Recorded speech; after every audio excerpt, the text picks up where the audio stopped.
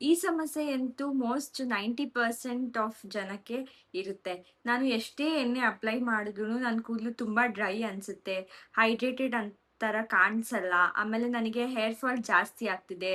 ನಾನು weekly 2 times ಎಣ್ಣೆ apply ಮಾಡಿದ್ರೂ ಕೂಡ ನನಗೆ ವೈಟ್ ಹೇರ್ಸ್ ಪ್ರಾಬ್ಲಮ್ ಇದೆ. ಕೊಬ್ಬರೆಣ್ಣೆ ಜೊತೆ ಹರಳೆಣ್ಣೆ ಮಿಕ್ಸ್ ಮಾಡಿಕೊಂಡು ಹಾಕೊಂಡ್ರು ಕೂಡ ನನ್ನ ವೈಟ್ ಹೇರ್ ಸಮಸ್ಯೆ ಕಮ್ಮಿ ಆಗ್ತಿಲ್ಲ, ನನ್ನ ಕೂದಲು ಸ್ಮೂತ್ ಆಗ್ತಿಲ್ಲ, ತುಂಬ ಡ್ರೈ ಅನ್ನಿಸ್ತಿದೆ. ಈ ಥರ ಸಮಸ್ಯೆ ನಿಮಗೂ ಇದ್ದರೆ ಹಾಗಾದರೆ ನೀವು ಈ ವಿಡಿಯೋನ ಲಾಸ್ಟ್ವರೆಗೂ ಸ್ಕಿಪ್ ಮಾಡ್ದಲೇ ನೋಡಿ. ಇವತ್ತು ನಾನು ತೋರಿಸೋ ಒಂದು ಸಿಂಪಲ್ ರೆಮಿಡಿ ನಿಮ್ಮ ಹೇರ್ ಕೇರಲ್ಲಿ ತುಂಬಾ ಡಿಫ್ರೆನ್ಸ್ ತಗೊಬರುತ್ತೆ. Hello everyone, welcome back to my YouTube channel. ಇವತ್ತಿನ ನನ್ನ ವಿಡಿಯೋದಲ್ಲಿ ನಾನು ನಿಮಗೆ ಕೊಬ್ಬರಿ ಎಣ್ಣೆ ಜೊತೆ ಒಂದು ಸಿಂಪಲ್ ಇಂಗ್ರೀಡಿಯನ್ನ ನೀವು ಮಿಕ್ಸ್ ಮಾಡಿಕೊಂಡ್ರೆ ಸಾಕು, ನಿಮ್ಮ ಎಲ್ಲ ಹೇರ್ ಸಮಸ್ಯೆ ಕಂಪ್ಲೀಟಾಗಿ ಡಿಸಪಿಯರ್ ಆಗುತ್ತೆ. ನಿಮಗೆ hair care extra hair care ಮಾಡುವಂಥ ನೆಸೆಸರಿನೇ ಇರಲ್ಲ. ಇದು ಒಂದು ಸಿಂಪಲ್ ಸ್ಟೆಪ್ ನೀವು ಯಾವಾಗ ಆಯಿಲ್ ಅಪ್ಲೈ ಮಾಡ್ತೀರಾ ಆವಾಗ ಇದು ಒಂದು ಸಿಂಪಲ್ ಸ್ಟೆಪ್ನ ನೀವು ಫಾಲೋ ಮಾಡಿದರೆ ನಿಮ್ಮ ಹೇರ್ ಕೇರ್ ಕಂಪ್ಲೀಟ್ ಆಗುತ್ತೆ. ನಿಮಗೆ ನಿಮ್ಮ ಹೇರ್ ಫಾಲ್ ಸಮಸ್ಯೆ ಆಗಿರ್ಬೋದು, ಇಲ್ಲ ಕೂದಲು ಡ್ರೈ ಆಗೋದಾಗಿರ್ಬೋದು, ಇಲ್ಲ ಬಿಳಿ ಕೂದಲಿನ ಸಮಸ್ಯೆ ಆಗಿರ್ಬೋದು, ಈ ಎಲ್ಲ ಸಮಸ್ಯೆಗೂ ನಿಮಗೆ ಒಂದು ಫುಲ್ ಸ್ಟಾಪ್ ಸಿಗುತ್ತೆ. ಯೂಶ್ವಲಿ ನಾವು ಕೊಬ್ಬರೆಣ್ಣೆ ಜೊತೆ ಕ್ಯಾಸ್ಟರ್ ಆಯಿಲ್ನ ಮಿಕ್ಸ್ ಮಾಡಿಕೊಂಡು ಅಪ್ಲೈ ಮಾಡ್ತೀವಿ, ಇಲ್ಲ ಕೊಬ್ಬರೆಣ್ಣೆನ ಸ್ವಲ್ಪ ಹೀಟ್ ಮಾಡಿಕೊಂಡು ಅಪ್ಲೈ ಮಾಡ್ತೀವಿ. ಈ ಥರ ಹಲವಾರು ಹೋಮ್ ರೆಮಿಡಿಗಳಿದೆ. ಅದೆಲ್ಲ ಹೋಮ್ ರೆಮಿಡಿಗಳು ಎಲ್ಲರಿಗೂ ವರ್ಕ್ ಆಗಬೇಕು ಅನ್ನೋದಿಲ್ಲ. ಕೆಲವರಿಗೆ ಎಲ್ಲ ನೀಟಾಗಿ ಫಾಲೋ ಮಾಡಿದ್ರೂ ಕೂಡ ಅವರ ಹೇರ್ ಸಮಸ್ಯೆ ಕಮ್ಮಿ ಆಗಿರಲ್ಲ. ಇದು ಯಾಕೆ ಅಂದರೆ ಮೇ ಬಿ ಅವರ ಸ್ಕ್ಯಾಲ್ಪಿಗೆ ಬೇಕಾಗಿರುವಂತಹದ್ದು ಅವರು ಮಾಡ್ತಿರೋ ಪ್ರೊಸೀಜರಲ್ಲಿ ಸಿಗ್ತಿರಲ್ಲ. ಸೊ ಹಾಗಾಗಿ ಅವರ ಹೇರ್ ಸಮಸ್ಯೆ ಇನ್ನ ಜಾಸ್ತಿ ಆಗ್ತಾನೆ ಹೋಗುತ್ತೆ. ಆದರೆ ನಾನು ಇವತ್ತು ತೋರಿಸೋ ಒಂದು ಸ್ಟೆಪ್ ನಿಮಗೆ ಕಂಪ್ಲೀಟ್ ನಿಮ್ಮ ಹೇರ್ ಕೇರ್ ಕಂಪ್ಲೀಟ್ ಆಗುತ್ತೆ. ನಿಮಗೆ ಯಾವುದೇ ರೀತಿಯಾದ ಹೇರ್ ಸಮಸ್ಯೆ ಇರೋದೇ ಇಲ್ಲ. ಕೂದಲು ಉದ್ರೋದಾಗಿರ್ಬೋದು, ಇಲ್ಲ ಮತ್ತೊಂದಾಗಿರ್ಬೋದು, ಈ ಥರ ಸಮಸ್ಯೆ ನಿಮಗೆ ಇರೋದೇ ಇಲ್ಲ.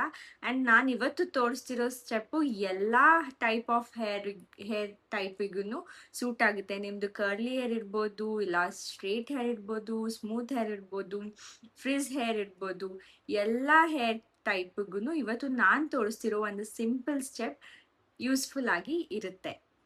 ಇವತ್ತು ನಾನು ಕೊಬ್ಬರಿ ಎಣ್ಣೆ ಜೊತೆ ನೀವು ಒಂದು ಸಿಂಪಲ್ ಇಂಗ್ರೀಡಿಯನ್ನ ಮಿಕ್ಸ್ ಮಾಡಿಕೊಂಡ್ರೆ ಸಾಕು, ನಿಮ್ಮ ಹೇರ್ ಕಂಪ್ಲೀಟ್ ಆಗಿ ಚೇಂಜ್ ಆಗುತ್ತೆ.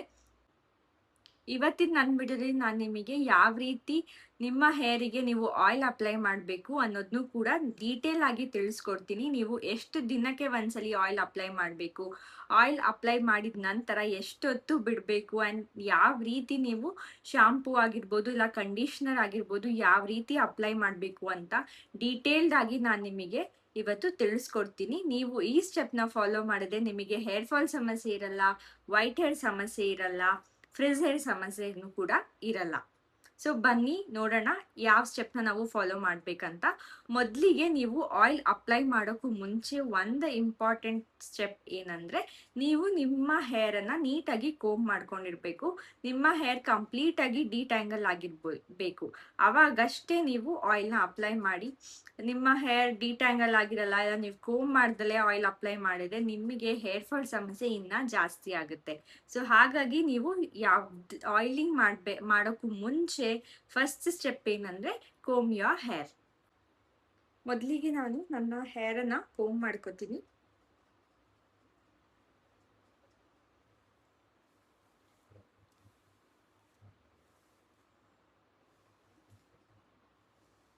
ಆ್ಯಂಡ್ ಎನ್ಶೋರ್ ನೀವು ಕೋಮ್ ಮಾಡ್ಬೇಕಾದ್ರೆ ನಿಮ್ಮ ಸ್ಕ್ಯಾಲ್ಪಿಂದ ಟಿಪ್ವರ್ಗು ನೀಟಾಗಿ ಕೋಮ್ ಮಾಡ್ತೀರಾ ಅಂತ.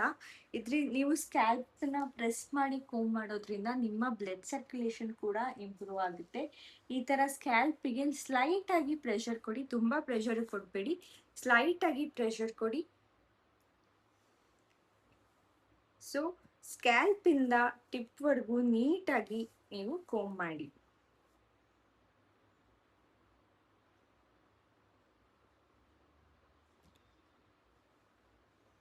ಕೋಮ್ ಮಾಡ್ಕೊಂಡಿದ ನಂತರ ನೀವು ನಿಮ್ಮ ಕೂದಲನ್ನ ಹೀಗೆ ಡಿವೈಡ್ ಮಾಡ್ಕೊಡಿ. ಡಿವೈಡ್ ಮಾಡ್ಕೊಂಡಿದ ನಂತರ ನೀವು ಆಯಿಲ್ನ ಅಪ್ಲೈ ಮಾಡ್ಬೋದು.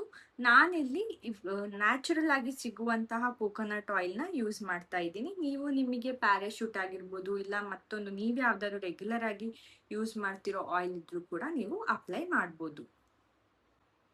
ನೀವು ನೋಡ್ಬೋದು ನಾನು ಈ ಕೋಕೋನಟ್ ಆಯಿಲ್ ಇದು ನ್ಯಾಚುರಲ್ ಆಗಿ ತಗೊಂಡಿರೋಂಥ ಕೋಕೋನಟ್ ಆಯಿಲ್. ಸೊ ನಾನು ಇದು ನನಗೆ ಎಷ್ಟು ಕ್ವಾಂಟಿಟಿ ಬೇಕು ಅಷ್ಟು ಕ್ವಾಂಟಿಟಿ ಆಫ್ ಕೋಕೋನಟ್ ಆಯಿಲ್ನ ನಾನು ಈ ಕಪ್ಪಿಗೆ ಹಾಕೋತಾ ಇದ್ದೀನಿ. ಈ ಕೋಕೋನಟ್ ಆಯಿಲ್ಗೆ ನಾನು ಇವಾಗ ಆ್ಯಡ್ ಮಾಡ್ತಿರೋ ಇಂಗ್ರೀಡಿಯೆಂಟ್ ಅಥವಾ ಪ್ರಾಡಕ್ಟ್ ಏನಂದರೆ ಆಲೋವೆರಾ ಜೆಲ್. ನಾನಿಲ್ಲಿ ಪತಾಂಜಲಿಯವರ ಆಲೋವೆರಾ ಜೆಲ್ನ ಯೂಸ್ ಮಾಡ್ತಾ ಇದ್ದೀನಿ. ಇದು 2 ಟೇಬಲ್ ಸ್ಪೂನ್ ಅಷ್ಟು ಆಲೋವೆರಾ ಜೆಲ್ನ ನೀವು ಕೊಬ್ಬರೆಣ್ಣೆಗೆ ಹಾಕಿ ಮಿಕ್ಸ್ ಮಾಡಿ. ನಾನು ಇವಾಗ ಕೊಬ್ಬರೆಣ್ಣೆಗೆ ಇದು ಹಾಕ್ತಿದ್ದೀನಿ. ಸೊ 2 ಟೇಬಲ್ ಸ್ಪೂನ್ ಅಷ್ಟು ಆಲೋವೆರಾ ಜೆಲ್ ನಾನಿಲ್ಲಿ ಯೂಸ್ ಮಾಡ್ತಾ ಇದ್ದೀನಿ. ನಾನು ಎಷ್ಟು ಕ್ವಾಂಟಿಟಿ ಆಫ್ ಆಯಿಲ್ ತೊಗೊಂಡಿರ್ತೀನಿ ಅದ್ರ ಮೇಲೆ, ಆಮೇಲೆ ನಿಮ್ಮ ಕೂದಲು ವಾಲ್ಯೂಮ್ ಲೆಂತ್ ಅದೆಲ್ಲದೂ ಕೂಡ ಡಿಪೆಂಡ್ ಆಗುತ್ತೆ. ಸೊ ನೀವು ಬೇಸಿಕ್ 2 ಟೇಬಲ್ ಸ್ಪೂನ್ ಅಷ್ಟು ಮಿನಿಮಮ್ ಹಾಕೋಬೋದು. ಇದನ್ನು ನೀಟಾಗಿ ಮಿಕ್ಸ್ ಮಾಡಿ. ನೀವು ನೀಟಾಗಿ ಮಿಕ್ಸ್ ಮಾಡಿದ ನಂತರ ಇದನ್ನ ನಿಮ್ಮ ಹೇರಿಗೆ ಅಪ್ಲೈ ಮಾಡ್ಬೋದು. ಆ್ಯಂಡ್ ಅಪ್ಲೈ ಮಾಡೋದಕ್ಕೆ ನಾನಿಲ್ಲಿ ಕಾಟನ್ನ ಯೂಸ್ ಮಾಡ್ತಾ ಇದ್ದೀನಿ. ಕಾಟನ್ ಯಾಕೆ ಅಂದರೆ ನಾನು ಕಾಟನ್ ಯೂಸ್ ಮಾಡಿಕೊಂಡು ನನ್ನ ಸ್ಕ್ಯಾಲ್ಪಿಗೆ ಆಯಿಲ್ನ ಅಪ್ಲೈ ಮಾಡ್ತೀನಿ. ಹೇರ್ಸಿಗೆಲ್ಲ ನನ್ನ ಕೈನ ಯೂಸ್ ಮಾಡಿನೇ ಅಪ್ಲೈ ಮಾಡ್ತೀನಿ, ಬಟ್ ಸ್ಕ್ಯಾಲ್ಪಿಗೆ ಮಾತ್ರ ನಾನು ಕಾಟನ್ನ ಯೂಸ್ ಮಾಡ್ತಿದ್ದೀನಿ.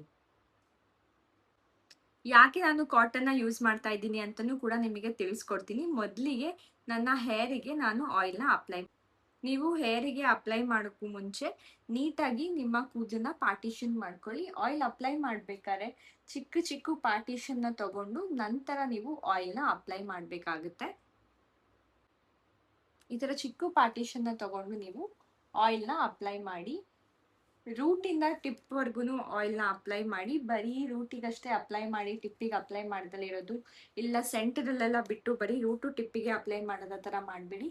ಕಂಪ್ಲೀಟ್ ನಿಮ್ಮ ಹೇರ್ ಸ್ಟ್ರ್ಯಾಂಡ್ಸಿಗೆ ನೀವು ಆಯಿಲ್ನ ಅಪ್ಲೈ ಮಾಡಿ. ಇದರಿಂದ ನಿಮ್ಮ ಕಂಪ್ಲೀಟ್ ಹೇರ್ ಹೈಡ್ರೇಟ್ ಆಗಿರುತ್ತೆ, ತುಂಬ ಚೆನ್ನಾಗಿರುತ್ತೆ. ನಾನು ಮತ್ತೆ ಆಲೋವೆರಾ ಜೆಲ್ ಯಾಕೆ ಕೋಕೋನಟ್ ಆಯಿಲ್ಗೆ ಮಿಕ್ಸ್ ಮಾಡಿದೆ ಅಂತ ನಿಮಗೆ ತಿಳಿಸ್ಕೊಡ್ತೀನಿ. ಆಲೋವೆರಾ ಜೆಲ್ ನಮ್ಮ ಸ್ಕಿನ್ನಿಗಾಗಿರ್ಬೋದು ಇಲ್ಲ ಹೇರಿಗಾಗಿರ್ಬೋದು ತುಂಬ ಬೆನಿಫಿಟ್ಸ್ ಇದೆ ಆಲೋವೆರಾ ಜೆಲ್ಲಿಂದ. ಸೊ ಹಾಗಾಗಿ ನಾವು ಆಲೋವೆರಾ ಜೆಲ್ನ ಕೋಕೋನಟ್ಟಿಗೆ ಆ್ಯಡ್ ಮಾಡೋದ್ರಿಂದ ನಮಗೆ ಬೆನಿಫಿಟ್ಸ್ ಇನ್ನೂ ಜಾಸ್ತಿ ಆಗುತ್ತೆ. ನಮ್ಮ ಕೂದಲಿಗೆ ಶೈನಿಂಗ್ ಬರುತ್ತೆ. ಆಮೇಲೆ ಹೇರ್ ವಾಶ್ ಮಾಡಿದ ನಂತರನೂ ಕೂಡ ನಮ್ಮ ಹೇರ್ ಹೈಡ್ರೇಟ್ ಆಗಿ ಕಾಣಿಸುತ್ತೆ. ಇವಾಗ ನಾನು ನೆಕ್ಸ್ಟ್ ಪಾರ್ಟಿಷನ್ಗೆ ಆಯಿಲ್ನ ಅಪ್ಲೈ ಮಾಡ್ತಾ ಇದ್ದೀನಿ. Hair fall is very normal. ನನಗೆ ಹೇರ್ ಫಾಲೇ ಆಗಬಾರ್ದು ಅಂತ ಎಲ್ಲ ನೀವು ಏನೇ ಟ್ರೈ ಮಾಡಿದ್ರು ಅದೆಲ್ಲ ವರ್ಕೌಟ್ ಆಗಲ್ಲ. Hair fall is normal. Hair ಫಾಲ್ನ ಅವಾಯ್ಡ್ ಮಾಡೋದಕ್ಕೆ ನಾವು ಕೆಲವೊಂದು ಸ್ಟೆಪ್ಸ್ನ ಫಾಲೋ ಮಾಡ್ಬೋದು. ಬಟ್ 0% ಹೇರ್ ಫಾಲ್ ನಿಲ್ಲಬೇಕು ನನಗೆ ಅಂದರೆ ಅದು ಪ್ರಾಕ್ಟಿಕಲಿ ಇಂಪಾಸಿಬಲ್ ಅಂತಲೇ ಹೇಳ್ಬೋದು. ಸೊ ಹಾಗಾಗಿ ಹೇರ್ ಫಾಲ್ನ ರೆಡ್ಯೂಸ್ ಮಾಡೋದು ಹೇಗೆ ಅಂತ ನೀವು ಮೆಥಡ್ಸ್ನ ಹುಡ್ಕೊಳ್ಳಿ. ಆಮೇಲೆ ಹೇರ್ ಗ್ರೋತ್ ಆಗೋದಕ್ಕೆ ಏನು ಬೇಕು, ಹೇರ್ ಗ್ರೋತ್ನ ಬೂಸ್ಟ್ ಮಾಡೋದಕ್ಕೆ ಏನು ಬೇಕು ಆ ಸ್ಟೆಪ್ಸ್ನ ನೀವು ಫಾಲೋ ಮಾಡಿ. ನಾನು ಆಲ್ರೆಡಿ ನನ್ನ ಚಾನಲಲ್ಲಿ ನಮ್ಮ ಹೇರಿಗೆ ಯಾವ್ಯಾವ ಫುಡ್ಡು ಚೆನ್ನಾಗಿರುತ್ತೆ, ಯಾವ್ಯಾವ ಫುಡ್ನ ನಾವು ಕನ್ಸ್ಯೂಮ್ ಮಾಡಬೇಕು ಅಂತ ಆಲ್ರೆಡಿ ನಾನು ನಿಮಗೆ ಹೇಳಿದ್ದೀನಿ. ನೀವು ನೋಡಿಲ್ಲ ಅಂದರೆ ಹೋಗಿ ನನ್ನ ಚಾನಲಲ್ಲಿ ವಿಡಿಯೋನ ನೋಡಿ. ಇವಾಗ ನಾನು ನೆಕ್ಸ್ಟ್ ಪಾರ್ಟಿಷನಿಗೆ ಅಪ್ಲೈ ಮಾಡ್ತಾ ಇದ್ದೀನಿ.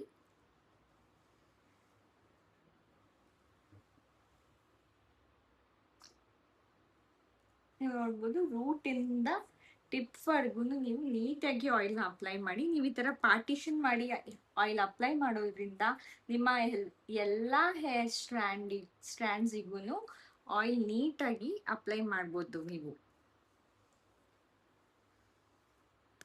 ನೋಡು ಟಿಪ್ಪನ್ನು ಕೂಡ ನೀಟಾಗಿ ಟಿಪ್ಪಿಗೂ ಕೂಡ ಅಪ್ಲೈ ಮಾಡಿ. ಇವಾಗ ಇದೇ ಥರ ಈ ಸೈಡಿಗೂ ಕೂಡ ಅಪ್ಲೈ ಮಾಡೋಣ.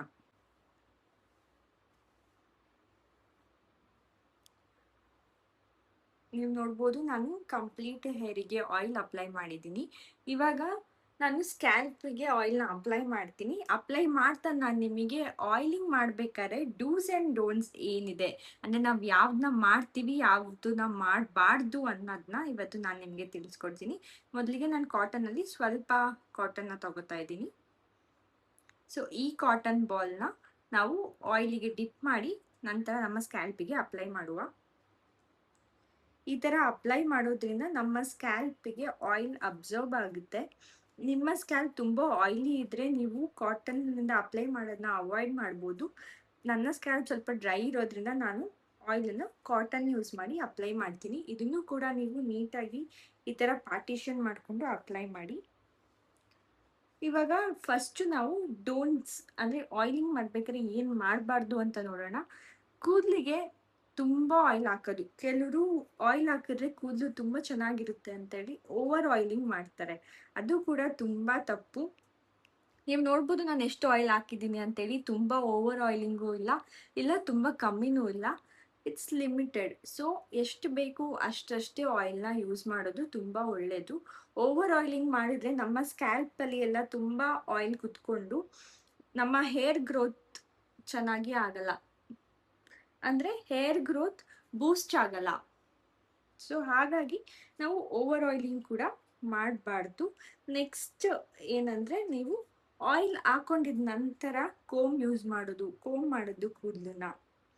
ಈ ತಪ್ಪಂತೂ ನೀವು ಮಾಡಲೇಬಾರ್ದು. ಬಿಕಾಸ್ ನಾವು ಆಯಿಲ್ ಅಪ್ಲೈ ಮಾಡಿದ ನಂತರ ನಿಮ್ಮ ಫಿಂಗರ್ಸ್ನ ಯೂಸ್ ಮಾಡಿಕೊಂಡು ನೀವು ನಿಮ್ಮ ಹೇರನ್ನು ಕೋಮ್ ಮಾಡ್ಕೋಬೋದು. ನಾನು ನಿಮಗೆ ಹೇಳಿದ್ದೆ ಆಯಿಲ್ ಮಾಡೋಕ್ಕೂ ಮುಂಚೆನೇ ನೀವು ಕೋಮ್ ಮಾಡ್ಕೋಬೇಕು ಅಂತ. ಇದು ಯಾಕಂದರೆ ಆಯಿಲ್ ಅಪ್ಲೈ ಮಾಡಿದ ನಂತರ ನಾವು ಕೋಮ್ ಮಾಡಬಾರ್ದು. ನಿಮಗೆ ಆಯಿಲ್ ಹಾಕ್ಕೊಂಡು ನೀವು ಕೋಮ್ ಮಾಡಿದ್ರೆ ಹೇರ್ ಫಾಲ್ ತುಂಬ ಆಗುತ್ತೆ. ಆ್ಯಂಡ್ ನಮ್ಮ ಕೂದಲು ವೆಟ್ಟಿದ್ದಾಗೂ ಕೂಡ ನಾವು ಕೋಮ್ ಮಾಡಿದ್ರೆ ಹೇರ್ ಫಾಲ್ ತುಂಬ ಆಗುತ್ತೆ. ಸೊ ಇದಕ್ಕೆ ರೀಸನ್ ನಮ್ಮ ಸ್ಕ್ಯಾಲ್ಪ್ ಈ ಟೈಮಲ್ಲಿ ಸ್ವಲ್ಪ ವೀಕ್ ಇರೋದ್ರಿಂದ ನಾವು ನಮ್ಮ ವೆಟ್ ಹೇರ್ಸ್ ಇದ್ದಾಗಲಿ ಇಲ್ಲ ಆಯಿಲ್ ಅಪ್ಲೈ ಮಾಡಿದ ನಂತರ ಆಗಲಿ ನಾವು ಯಾವತ್ತೂ ಹೇರ್ನ ಕೋಮ್ ಮಾಡಬಾರ್ದು. ಇದೇ ಥರ ಸೇಮ್ ನಾನು ಕಾಟನ್ನ ಯೂಸ್ ಮಾಡಿ ಹಿಂದೆನೂ ಕೂಡ ಸ್ಕ್ಯಾಲ್ಪಿಗೆಲ್ಲ ಆಯಿಲ್ ಅಪ್ಲೈ ಮಾಡ್ತೀನಿ. ಆ್ಯಂಡ್ ಇವಾಗ ನಾನು ನಿಮಗೆ ಎಷ್ಟು ದಿನಕ್ಕೆ ಒಂದ್ಸಲಿ ಆಯಿಲ್ ಅಪ್ಲೈ ಮಾಡಿದರೆ ಒಳ್ಳೆಯದು ಅಂತ ಕೂಡ ತಿಳಿಸ್ಕೊಡ್ತೀನಿ. ಆಯಿಲ್ ಅಪ್ಲೈ ಮಾಡೋದಕ್ಕೆ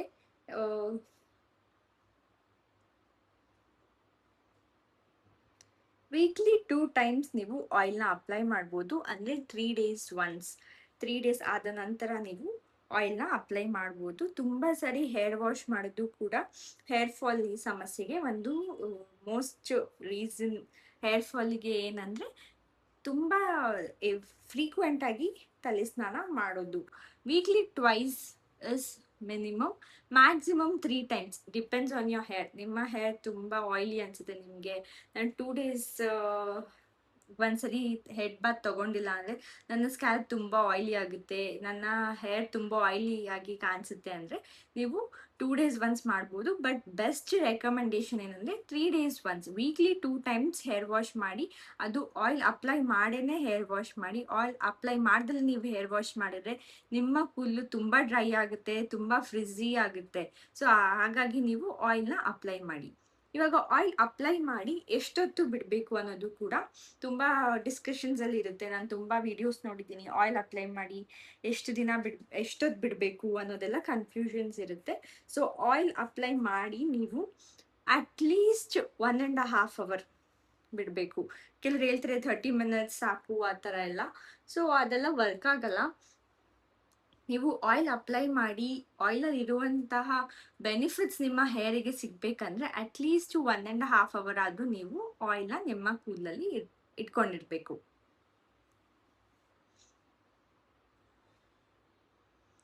ಆ್ಯಂಡ್ ಯೂಶ್ವಲಿ ನಾನೇನು ಮಾಡ್ತೀನಿ ಅಂದರೆ ನಾನು ಓವರ್ ನೈಟ್ ಆಯಿಲಿಂಗ್ ಜಾಸ್ತಿ ಪ್ರಿಫರ್ ಮಾಡ್ತೀನಿ. ಸೊ ದಟ್ ಸ್ವಲ್ಪ ನನ್ನ ಹೇರ್ಗೆ ಹೈಡ್ರೇಷನ್ ಸಿಗಲಿ. ಕೊಕೊನಟ್ ಆಯಿಲ್ ಮತ್ತು ಇವಾಗ ನಾನು ಆಲೋವೆರಾ ಜೆಲ್ ಯೂಸ್ ಮಾಡೋದ್ರಿಂದ ಆ ನರಿಶ್ಮೆಂಟ್ ಏನಿದೆ ಅದು ಸಿಗಲಿ. Aloe vera gel is a natural nourishment to our hair ಅಂತಲೇ ಹೇಳ್ಬೋದು. ನೀವು ನ್ಯಾಚುರಲ್ ಆಗಿ ಸಿಗುವಂಥ ಆಲೋವೆರಾ ಜೆಲ್ನೂ ಕೂಡ ನಿಮ್ಮ ಸ್ಕ್ಯಾಲ್ಪಿಗೆಲ್ಲ ಅಪ್ಲೈ ಮಾಡಿದರೆ ಡ್ಯಾಂಡ್ರಫ್ ಸಮಸ್ಯೆ ಕೂಡ ದೂರ ಆಗುತ್ತೆ. ಆಲೋವೆರಾ ಜೆಲ್ನ ಡೈರೆಕ್ಟಾಗಿ ನೀವು ಸ್ಕ್ಯಾಲ್ಪಿಗೆ ಅಪ್ಲೈ ಮಾಡ್ಬೋದು. ನ್ಯಾಚುರಲ್ ಆಗಿ ಸಿಗುವಂಥ ಆಲೋವೆರಾ ಜೆಲ್ನೂ ಕೂಡ ನೀವು ಯೂಸ್ ಮಾಡ್ಬೋದು. ಇದರಿಂದ ನಿಮ್ಮ ಡ್ಯಾಂಡ್ರಫ್ ಸಮಸ್ಯೆ ಕೂಡ ದೂರ ಆಗುತ್ತೆ. ಸೊ ನಾನು ಯೂಶ್ವಲಿ ಓವರ್ ನೈಟ್ ಬಿಡ್ತೀನಿ ಆಯಿಲ್ ಮಾಡಿ.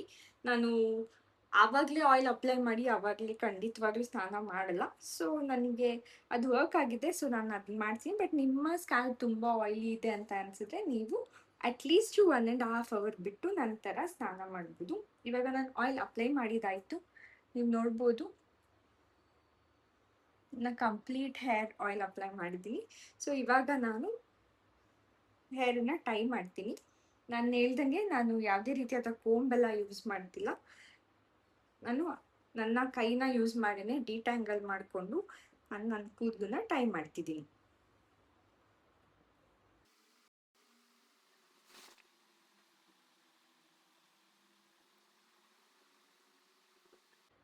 ಆ್ಯಂಡ್ ನೀವು ಆಯಿಲಿಂಗ್ ಮಾಡಿದ ನಂತರ ಯಾವಾಗಲೂ ನಿಮ್ಮ ಹೇರನ್ನು ಟೈಟಾಗಿ ಟೈ ಮಾಡಬೇಡಿ. ತುಂಬ ಲೂಸಾಗೂ ಬೇಡ. ಮಿನಿಮಮ್ ನಿಮಗೆ ಎಷ್ಟು ಕಂಫರ್ಟಬಲ್ ಅನಿಸುತ್ತೆ ಅಷ್ಟರಲ್ಲಿ ನೀವು ಹೇರ್ನ ಟೈ ಮಾಡಿ. ತುಂಬ ಎಳೆದು ಟೈಟಾಗಿ ಟೈ ಮಾಡಿದ್ರು ನಿಮಗೆ ಹೇರ್ ಫಾಲ್ ಸಮಸ್ಯೆ ಜಾಸ್ತಿ ಆಗುತ್ತೆ. ನೀವು ಇವತ್ತು ನಾನು ತೋರಿಸಿರೋ ಸ್ಟೆಪ್ನ ಫಾಲೋ ಮಾಡಿದ್ರೆ ನಿಮಗೆ ವೈಟ್ ಹೇರ್ ಸಮಸ್ಯೆ ಆಗಿರ್ಬೋದು, ಹೇರ್ ಫಾಲ್ ಸಮಸ್ಯೆ ಆಗಿರ್ಬೋದು, ಡ್ಯಾಂಡ್ರಫ್, ಫ್ರಿಜ್ ಈ ಥರ ಹಲವಾರು ಏರ್ ಸಮಸ್ಯೆಯಿಂದ ಕಂಪ್ಲೀಟ್ ರಿಲೀಫ್ ಸಿಗುತ್ತೆ. ಇದು ಒಂದು ಸ್ಟೆಪ್ ನಿಮಗೆ 100% ರಿಸಲ್ಟ್ ಕೊಡುತ್ತೆ. ನೀವು ವೀಕ್ಲಿ ಟ್ವೈಸ್ ಈ ಸ್ಟೆಪ್ನ ಫಾಲೋ ಮಾಡಿ ಡೆಫಿನೆಟ್ಲಿ ನಿಮಗೆ ರಿಸಲ್ಟ್ಸ್ ಚೆನ್ನಾಗಿ ಸಿಗುತ್ತೆ. ಇದೇ ಥರ ಜಾಸ್ತಿ ವೀಡಿಯೋಸ್ಗಾಗಿ ನನ್ನ ಚಾನಲ್ನ ಸಬ್ಸ್ಕ್ರೈಬ್ ಮಾಡಿ. ನಿಮಗೆ ಈ ವಿಡಿಯೋ ಇಷ್ಟ ಆದಲ್ಲಿ ಈ ವಿಡಿಯೋನ ಲೈಕ್ ಮಾಡಿ. ನಿಮ್ಮ ಫ್ರೆಂಡ್ಸಿಗೆ ಯಾರಿಗಾರು ಹೇರ್ ಸಮಸ್ಯೆ ಇದ್ದರೆ, ಹೇರ್ ಫಾಲ್ ಸಮಸ್ಯೆ ಆಗಿರ್ಬೋದು, ಇಲ್ಲ ಬಿಳಿ ಕೂದಲು ಸಮಸ್ಯೆ ಆಗಿರ್ಬೋದು, ಫ್ರಿಜ್ ಹೇರ್ ಸಮಸ್ಯೆ ಆಗಿರ್ಬೋದು, ಈ ಥರ ಹಲವಾರು ಸಮಸ್ಯೆ ಇದ್ದರೆ ಅವರಿಗೂ ಕೂಡ ನೀವು ಈ ವಿಡಿಯೋನ ಶೇರ್ ಮಾಡಿ. ಅವರಿಗೂ ಕೂಡ ಈ ವಿಡಿಯೋ ಯೂಸ್ಫುಲ್ ಆಗಿ ಇರುತ್ತೆ. Thank you for watching the video.